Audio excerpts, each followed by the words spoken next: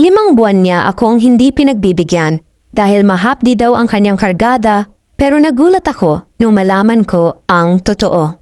Welcome to my channel, Atibine Confession. Enjoy for watching. Magandang araw po sa'yo. Matagal na po akong nakikinig dito at ngayon po ay aking ibabahagi sa inyo ang aking kwento. Patungkol po ito sa asawa ko at sa mga nalaman ko. Mahigit 12 taon po kaming kasal ng asawa ko at may mga anak din po kami. Sobrang payapa ng pamumuhay namin mag-asawa noon at masaya kami, kaya maraming nagsasabi sa akin na swerte daw ako sa asawa ko sapagkat napaka-responsable daw nito. Kahit ako ay sobrang proud ako sa asawa ko at laking pasasalamat ko sa Panginoon dahil siya yung binigay na lalaki sa akin. Active din kami pareho noon sa labanan. Ngunit nagulat na lang ako isang araw dahil hindi na niya ako pinagbibigyan. Nung unang hindi niya ako pinagbigyan ay tinanong ko kung bakit. At ang sabi niya sa akin ay mahapdi daw ang kanyang kayamanan at ipinagtataka ko talaga kung bakit humahapdi ito. Ang sabi lang niya sa akin ay noong natutulog daw siya ay bigla na lang daw humapdi ito at parang may mainit na likido daw siyang naramdaman na para bang inihian daw ng kung ano. Nung tiningnan ko ito ay mamula-mula nga.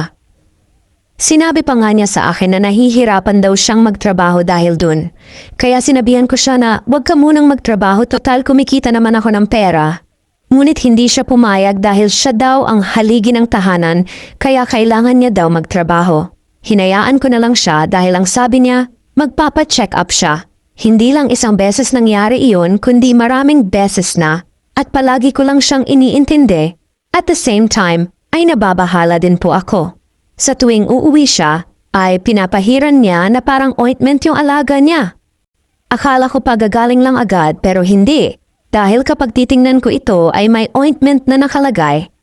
Nagtiis na lang ako pero sadyang napakabait sa akin ng Panginoong Diyos. Sapagkat dumating ang araw na nalaman ako ang kalokohang ginagawa ng asawa ko. Kaya pala ganun ay dahil may ibang butas na pala siyang kinahuhumalingan at kaya pala palagi niyang pinapahiran ng ointment ang kanyang kayamanan ay dahil ayaw pala ng babae niya na umiskor siya sa akin.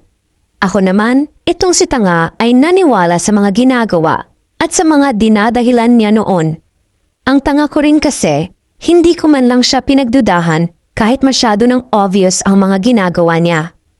Nag-aalala pa ako sa kalagayan niya pero yun pala ay nagpapanggap lang siya dahil magagalit ang babae niya. Sa walang pag-alinlangan ay pinalayas ko siya kasi ano pang saysay kung mananatili pa siya sa amin may ibang babaeng nagmamay-ari na sa kanya.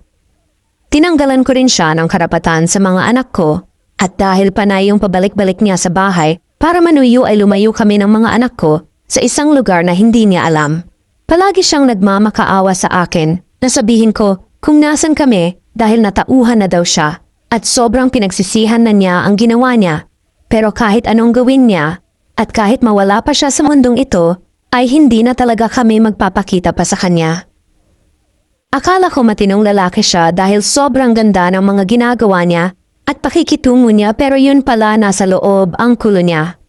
Sa ngayon ay nasasaktan pa rin ako pero kailangan kong magpakatatag para sa anak ko at alam kong darating ang araw na makaka-move on din ako.